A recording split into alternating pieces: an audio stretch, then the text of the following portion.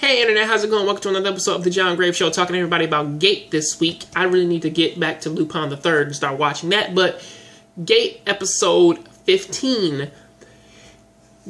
A good chunk of this episode is mostly Yanagita pretty much screaming in Itami's ear to go on this mission to kill this fire dragon, and Itami keeps telling him, I can't force my people to fucking go out and just murder, or at least like go out and try to attack this fucking fire dragon. I'm about to lead them to a fucking suicide mission. I don't want to do it. And of course he keeps pressuring him about it, which that's pretty much like his whole piecemeal to fucking Itami for this entire episode. But there's also another thing going down, which is that Tuka, or at least the dark elf girl, I forget her name, but she told Tuka that her father's dead and her entire fucking clan is dead, to the point where that now that like she's actually in her room like crying, sobbing, and you know she's about to have a mental fucking breakdown. And of course, you know, Tuka and Rory and fucking Lele have been watching over her for a pretty long ass while now, to where that all that time where that she was running around town and she wasn't sleeping and eating, they had to force her to fall asleep. Like Lele literally had to use sleeping magic on her just so that she could sleep.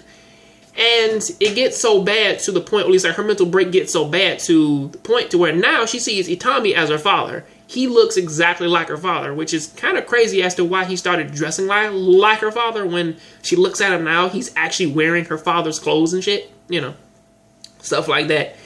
And of course, he kind of has been playing along for like a very long while now.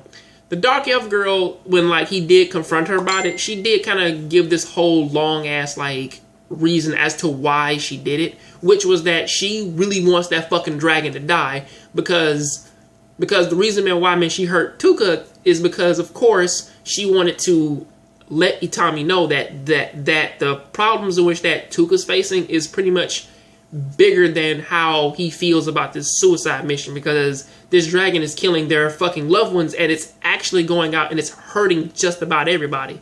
So that is something over there in which that like she really did kind of try to drill into his head.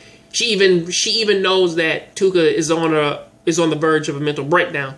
And of course, we also learned something brand new about Itami this episode in relation to Tuka, and it's the fact that he did actually deal with this same thing in which that she did, except for his mother.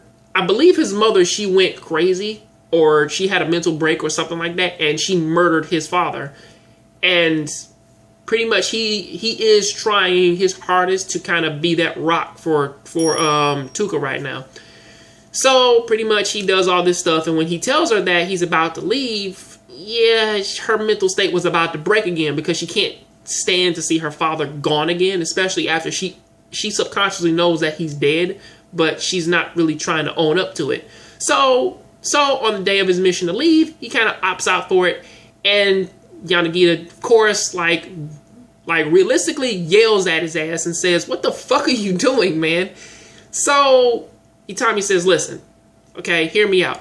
I plan on just going out and killing the dragon on my own. I will bring Tuka with me. We'll both see it again, and we'll kill it, and then it'll be a one-man job."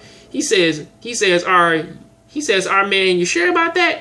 And then of course he's like, "What the fuck are you talking about?" Then of course that's when Rory comes and persuades him by sitting on his lap and shit, of saying like you can ask me to come, and he's like, "Okay, can you come with me?" Of course, she decides to come. Lele forces herself to come. And of course, the dark elf girl also comes along as well. And it's also another crazy thing, too, to where is that this show actually does kind of paint that the elves, that they don't like one another. Also, before I end this, a little piece of diplomatic story time for this, because what the fuck is going on in the Empire right now is actually big, because you know the bunny girl who was dealing with Zolga, that's Pina's older brother. Zolga and her other brother, I think his name Diablo, something like that. But they both were talking about how that he's trying to take the throne now. And that the bunny girl who's actually with him, she's also getting information fed to her through one of her little underlings and shit. Who pretty much was like that she's just with him to get revenge for what happened to her tribe and shit. And that she wants the Japanese military to fucking destroy the empire. Because they have the ability to. I mean, if one officer can take down their fucking entire fleet and beat the shit out of a prince, and they can't really do anything about it, like, really, that's a very scary team. And she plans on manipulating them by killing the girl who that they just rescued. She wants to use Peanut to kill her so that the Japanese army will murder the fucking, empire. But that is what is going on right now for that story. I'll catch you guys on the next Jongravesshow. Please keep watching anime, keep playing video games. I'm out.